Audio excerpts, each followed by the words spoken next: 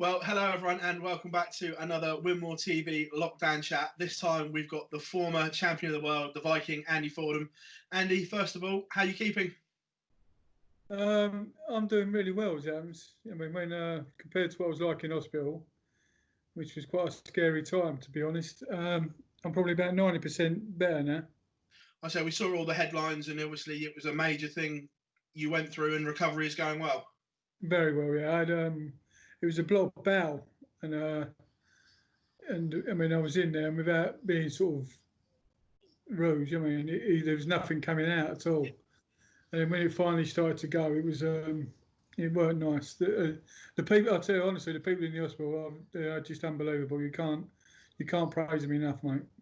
Is that you now on the road to a full recovery as well, or are you going to have other stuff done? Now, there's all, I think I'm always going to have a couple of issues, but I mean, compared to what I was, I mean, I feel so much better. I mean, I've lost, I mean, loads of weight, and but I learned from last time. When I lost the weight last time, I was just staying in bed more or less all the time. Yeah. But now I've been doing the light weights, and I've been doing moving around a lot more, and I'm feeling so much better. I've had a few goes on the dartboard. It's slowly picking up. So I mean, hopefully, I won't say I'll be getting back to tournament standard, but without trying, you don't know.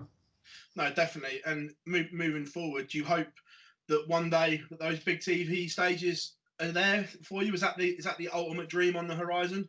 I'd love to. I mean, I was going a few years back. I think it was Bridlington. I think it was a British Open, and I was playing on the stage. I beat Ted Enke, and then I played Richard Vinstra, Yeah. and I missed three darts at double top. And when I say I missed them, it was literally all on the wire. And he beat me 4-3, and I come off, and I was told that if I'd have been one of them doubles, I'd have qualified for the Lakeside. Oh, Yeah, gutted, mate. But I mean, it proves it's there. I mean, it's there. It's just got to keep fighting now to get it back again. yeah. We'll come on to like the modern game in a minute, but we're going to rewind now. We're going to take you back to probably the biggest, not the biggest, but the first big moment of your career, 1999, the Wimbledon World Masters. Yeah. A very underrated tournament that people seem to forget that you won it. But obviously, they talk about your world title all the time. But this was the first big one, wasn't it, on the CV? Yeah, no, it was. I mean, it was amazing.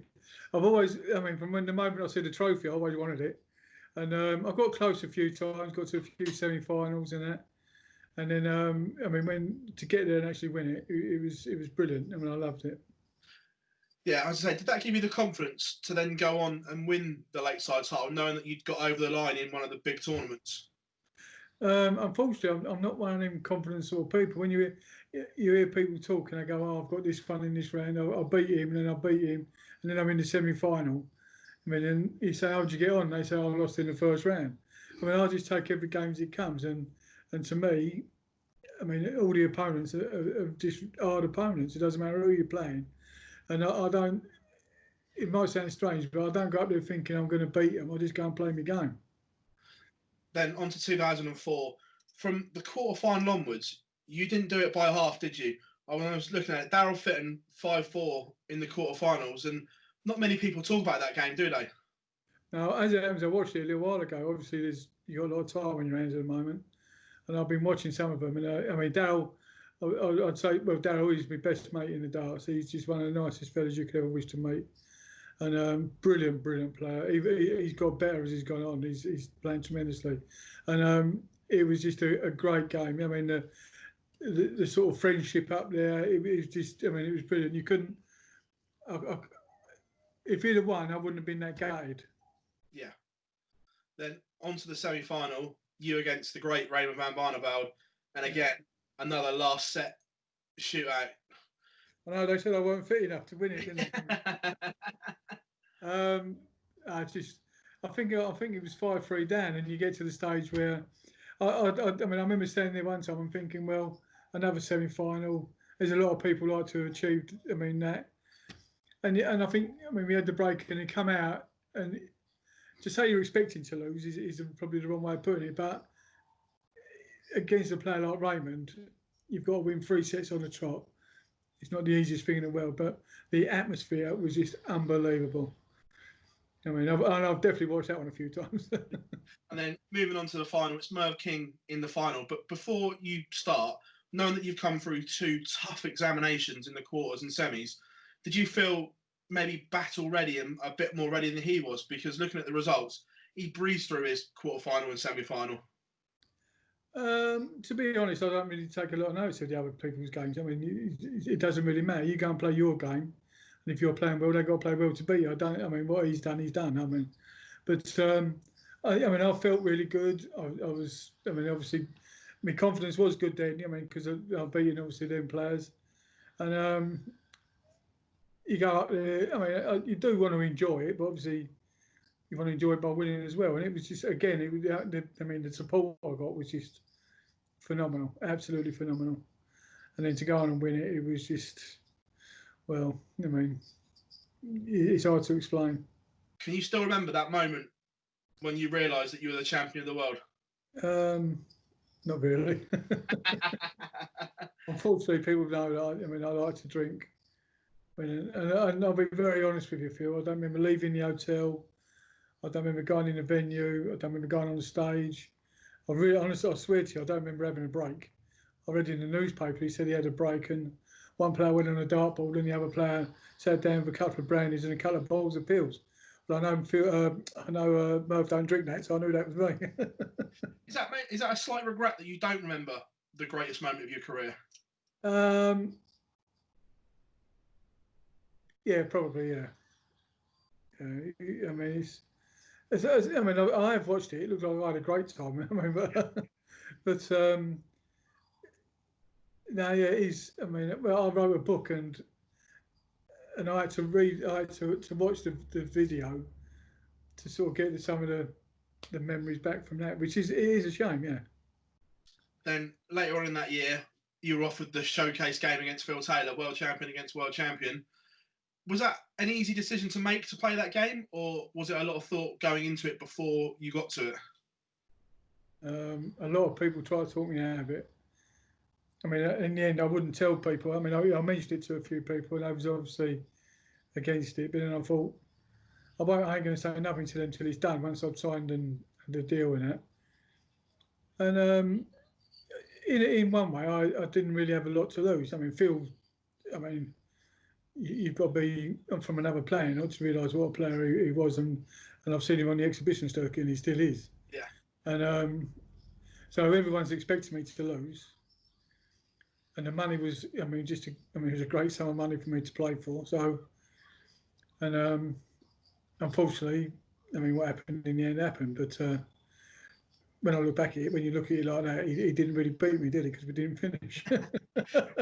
We'll come on to the actual game in a minute, but that was the first time that you sampled a big Sky event and Sky production compared to the way the Lakeside and the BBC did darts. What was your first impression of the crossover between the two? Well, to be fair, Sky is a sports, I mean, channel on it, and it's hard to say it, but I mean, it was a lot of difference. I mean, and I played in when I played in the Grand Slam, same thing. They do know how to put a show on. Barry Earn, obviously, I mean, he's a promoter of stuff, and he just knows what he's doing, and he's very, very professional. The players are, exactly the exact rules. You know where you stand, and you are looked after. They make sure you're in the right place at the right time. It's just, it's I won't say chalk and cheese. I wouldn't say that far apart, but it's quite a big difference. Moving on to the game, when did you first realise that you had a problem and you were struggling up there? I nearly fainted at one time. I thought I was going to fall off the back of the stage, and I think I don't think it was long after we'd already had a break, and I think it was Russ who was calling, and I said to Russ, Russ, I think I've got to get off of here, and I think I went 2-0 down, and I mean probably the best thing for me was to lose that leg just to get out and try and sort things out.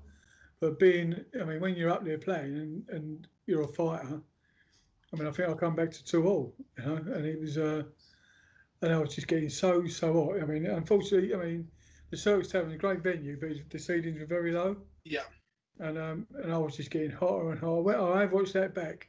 And if you watch my eyes, they're like a thermometer. I mean, yeah. they just got redder and redder and redder. And then obviously I went outside, and they just, I mean, they more or less tried to strip me top off, and just threw ice on me. I was so hot.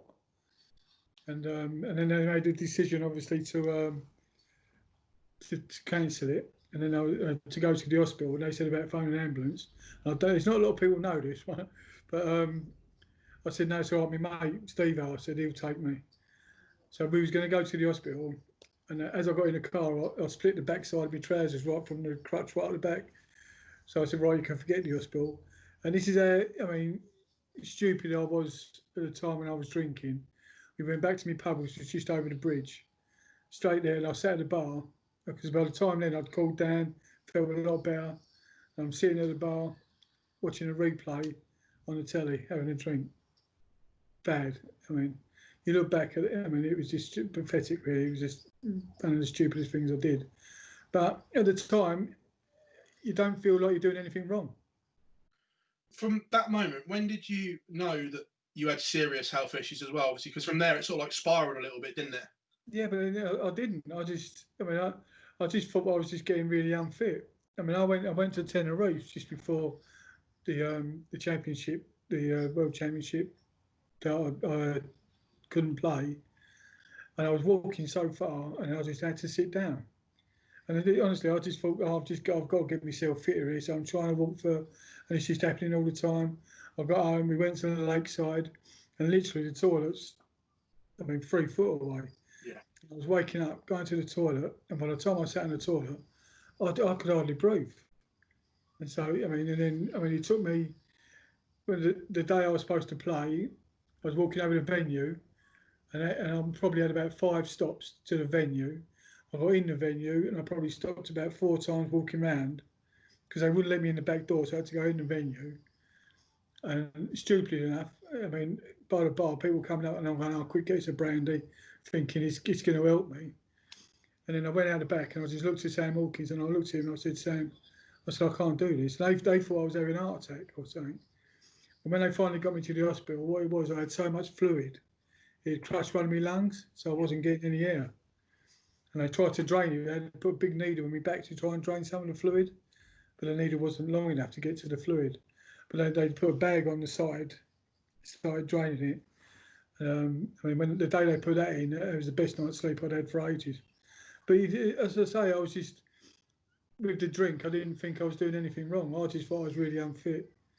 And then when once they, I mean, that happened, and then especially when you're told you're going to have a transplant, I mean, that's when it hits home. And that's when you start thinking about your family and everything else and what you're putting them through. And I mean, it was a bad time. Is that like maybe the darts culture, how it's changed so much? Because people of that generation, you're born on drinking and playing in a pub, aren't you? Where now it's a professional sport.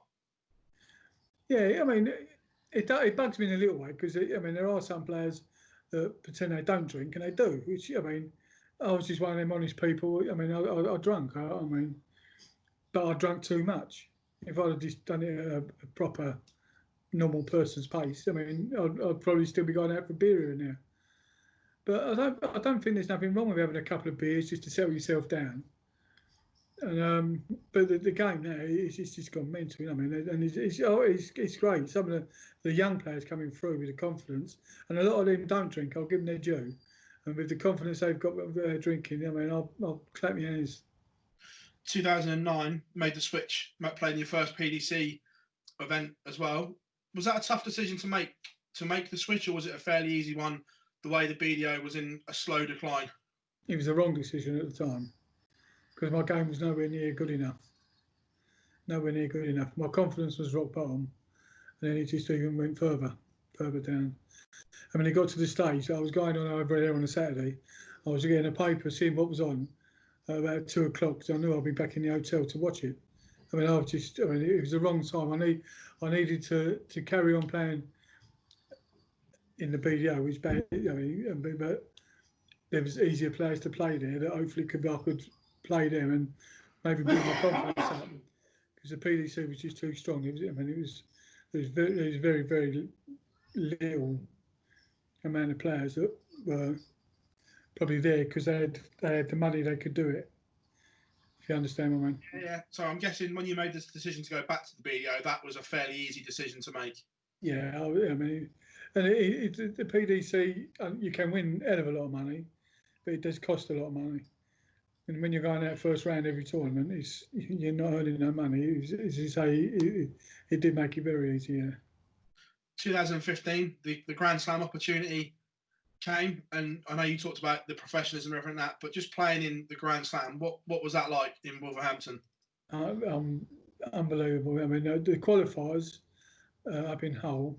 I mean, when I actually qualified, I mean, Daryl Finn was the first one to come and give me a big cuddle, I mean, I admit I was close to tears for doing that. And then, the day I played, I was very, very emotional. And I mean, I started walking along when they called you out, and I was trying to hold back the tears because I mean, after being what I've been through, I mean, to get there was just, it was just, I mean, an amazing thing that I'd done. I mean, and I got to me, I calmed down a bit. My son was there. I stopped and gave him a kiss. I was starting again with the old tears. And this might sound wrong, but I'm trying to think, like I'm a big person. I'm trying to calm myself down. And I think it was Daniela, the walk-on girl. Yeah. So I was looking down and she'd more or less got halfway up the steps. And my eye line just in the same as her backside, right? So I thought, just concentrate on that for a minute. And I got up there and then I played Adrian. And hitting the 180 with the first three darts was just, well, you couldn't wish for a better start.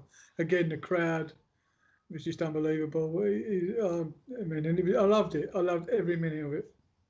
As well, just going to talk on the BDO and the way it's gone downhill. Does it sadden you, obviously, because you were a former champion and you were championing the BDO a lot as well, fighting their corner a lot, and just the way it's gone, does that sadden you, like the move away from Lakeside and everything that's gone with it? It breaks me heart the way it's gone. I mean, it's where it all started, and it needed to move forward, and it just doesn't see. I mean, well, they never got the right person in to do it. You did need a Barry Earn. The move from the Lakeside. I mean, it's moved from the World Championship has moved from other places. I mean, the venue down the O2. The Indigo. The Indigo. Sorry, yeah, I played in it loads of times. It's a great venue. It's a great venue. I mean, it's up to date with everything and that. And unfortunately, I mean, as much as I love playing at Lakeside, and if I had the opportunity, I'd love to play there again. But the Indigo is just, I think it's a step forward where sometimes you need to do. Were you amazed, obviously, after the fiasco of all the payment structure and this year? Des obviously resigned as chairman, and then he gets voted back in. Is that one of the most baffling darts decisions you've ever seen? I mean, it just shows the way the BDO is going. I mean, I like Des. I don't think he's a bad person, but I mean, after what happened at the World Championship, and I don't know even know if everybody's been paid yet. I believe everyone has been paid. Yeah. Well, I mean, after what happened there, how'd you do it again? I don't understand it, but there's probably people out there that do. I just can't get my head around it. Just out of interest, on the BDO World Championships, going into a tournament, would you have stepped foot on that stage not knowing what prize money you were playing for? But when they said it's going to be put in half, I said to Jenny and a couple of mates of mine, I said, I don't think I'll play. I mean, you've signed a contract stating what you're playing for, and then to be told, I think it was a couple of days before, was it? I spoke to them all on the finals night, and they still didn't know what they were playing for on finals night. I spoke to Wayne Warren for Red Dragon only a few weeks ago. He won the title on the Sunday, and he found out what he was getting paid on the Tuesday after he was world champion. It's wrong. You can't do that. You can't. You just well. I mean, you cannot do that. It's. Would you do it? No, not a chance. No. As well, I'm going to talk to you as well about things that are going on in the modern game. Fallon Sherrock taking the world by storm. Obviously, I know you've known Fallon for a long time through the BDO system. Are you surprised how she's elevated a game, or do you see it from a young age? The women in general. I mean, I'm not surprised the way they're going. They're playing brilliant. I mean, Lisa, obviously, you had Trina doing what she was doing. I mean, years ago, you had Mandy Solomons, Dita, and then Dita stopped for a while. I mean, Sharon Coldclough, Linda Batten. I mean, those all great players. And then their game was a good game. I mean, I was playing, but it's just gone up. I mean, that bit more. I mean, and from Trina to Lisa and Frances Honsler. I mean, it's strange because they're the same build as a man. I mean, and there's not that much strength needed. But the way Fallon's took it, unbelievable. I mean, a fair play to her. I mean, she's good. She's done what she's done. She's earning a few quid. Brilliant for her. I'm really pleased for her. Do you still follow the modern game as well, like all the PDC events? You still keep a keen eye on what's going on around the circuit? Sometimes, I mean, the Premier League at the beginning, I thought was, I mean, brilliant. But when it gets to the stage where it's the same players all the time, it's getting a bit. I mean, and I just think you need to see some new faces, or maybe do another one as well. Where I mean, the players just below, so you see some different faces. I suppose that's why like tournaments like the Grand Slam, the UK Open are so good because it's freshened all the time. I think the Grand Slam is brilliant. I mean, we're having the BDO players in. I know a few of the PDC boys weren't too happy with it, but I mean, I think it's great. I think it made for great TV. The atmosphere again, BDO, PDC. I mean, it's a great tournament. Great tournament. Do you ever see the day that we could have one United code again? To be honest, I think Barry's probably gone past that now. I mean, he given the he gave the BDO the opportunity and he got turned down. So, well, he doesn't need to, does he? No. No. No. If he could get, I think. I mean, there's a lot of young players coming through. But if the PDC had a youth system, then the BDO wouldn't be needed at all, unfortunately, which is a great shame. No, I agree. Andy, it's an absolute pleasure talking to you here for Winmore TV. Like you said, you're looking great, and we're glad you're on the road to recovery, mate. Thanks very much for spending the time talking to us here at Windmill, mate. It's much appreciated. Thank you, Phil. Keep well, mate. Keep safe. Like everybody out there. Cheers, Andy. Thank you very much. Cheers.